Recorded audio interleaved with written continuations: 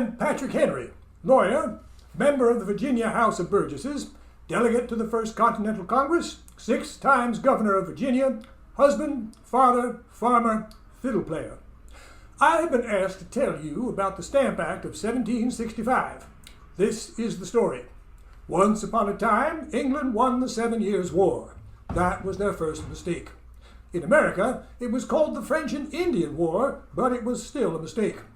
Wars cost a lot of money, and that war nearly doubled England's national debt. It also left them with a very large army with nothing to do but eat, and a lot of officers who were used to eating very well. They couldn't take them back to England because armies are supposed to be somewhere else defending England, not marching around England getting into mischief. So they decided to leave them in America to defend the frontier, they said. But they still had to be fed and clothed and housed, and that cost money that King George didn't have. Now, when a government needs money, the first thing they do is raise taxes. However, the English Parliament didn't want to raise taxes in England. That would make the English people unhappy, and unhappy people don't vote for you. But the American colonies weren't allowed to vote, so why not tax them instead? After all, England had spent a lot of money defending the colonies during the French and Indian War, so the colonies should be grateful and help pay the debt. That was the idea anyway. I had just been elected to my first term in the Virginia House of Burgesses, our colonial governing body. I was just a young lawyer from the back country when the Stamp Act was passed by Parliament over in England. The idea of the Stamp Act was that a small fee had to be paid to attach official stamps to certain documents and paper goods like legal documents, newspapers, magazines, playing cards, attorney licenses, land grants, pamphlets, and dice. Among many other things, depending what business you were in, you would be paying a stamp fee every time you needed some sort of paper. Lawyers and college students paid the most. It seemed like the British government was trying to discourage the growth of a professional class here in America. The less smart people, the better, I suppose. To make matters worse, the stamps had to be paid for with hard currency. Gold, silver, copper, not paper money, which was about all we colonials had.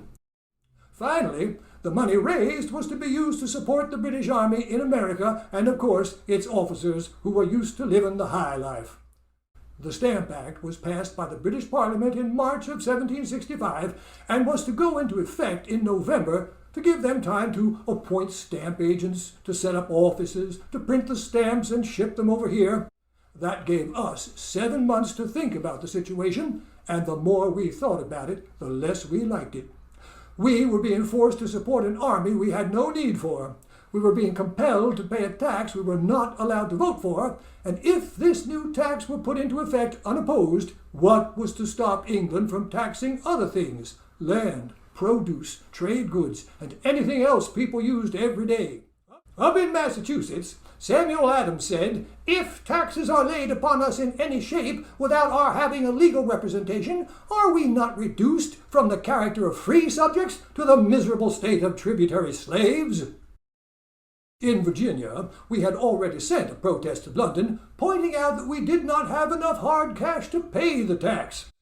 The other colonies sent similar protests, emphasizing that taxation of the colonies without colonial assent was a violation of our rights as British subjects. In other words, taxation without representation is tyranny.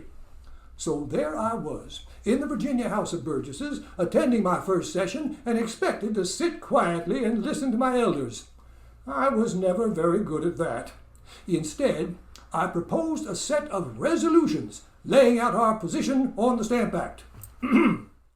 Resolved, that the first adventurers and settlers of His Majesty's colony and dominion of Virginia brought with them and transmitted to their posterity and all other His Majesty's subjects since inhabiting in this His Majesty's said colony all the liberties, privileges, franchises, and immunities that have at any time been held, enjoyed, and possessed by the people of Great Britain. Resolved, that by 2 royal charters granted by King James, the colonists aforesaid are declared entitled to all liberties, privileges, and immunities of denizens and natural subjects to all intents and purposes as if they had been abiding and born within the realm of England. Resolved, that the taxation of the people by themselves or by persons chosen by themselves to represent them, who can only know what taxes the people are able to bear or the easiest method of raising them, and must themselves be affected by every tax laid on the people, is the only security against a burdensome taxation, and the distinguishing characteristic of British freedom, without which the ancient Constitution cannot exist. Resolved, that His Majesty's liege people of this his most ancient and loyal colony have without interruption enjoyed the inestimable right of being governed by such laws respecting their internal policy and taxation as are derived from their own consent, with the approbation of their sovereign or his substitute, and that the same has never been forfeited or yielded up, but has been constantly recognized by the kings and people of Great Britain.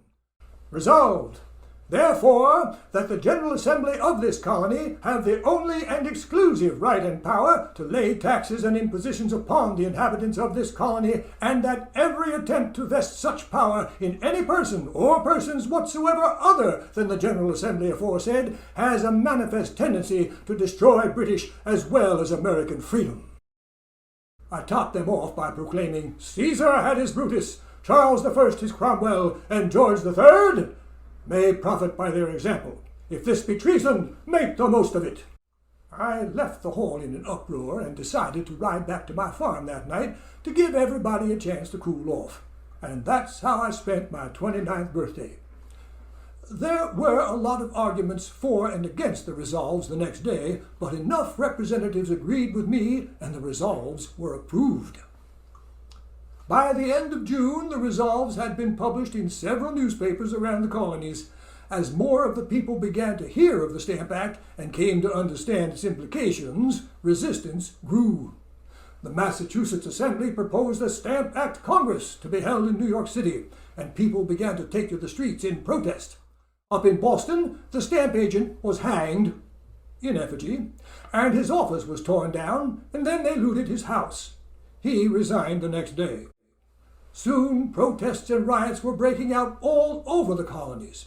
People began refusing to buy imported English goods, claiming they needed their cash for the stamps. British businesses began losing money. Benjamin Franklin told Parliament that Americans would wear their old clothes and start making new clothes themselves. Parliament finally got the message and repealed the Stamp Act in March of 1766. Problem solved? No. Still not learning from their mistake, and still hoping to raise money from the colonies to pay for an army that wasn't needed, Parliament went on to introduce the Townshend Acts that taxed all sorts of things and compelled John Dickinson to write his Letters from a Farmer in Pennsylvania in protest.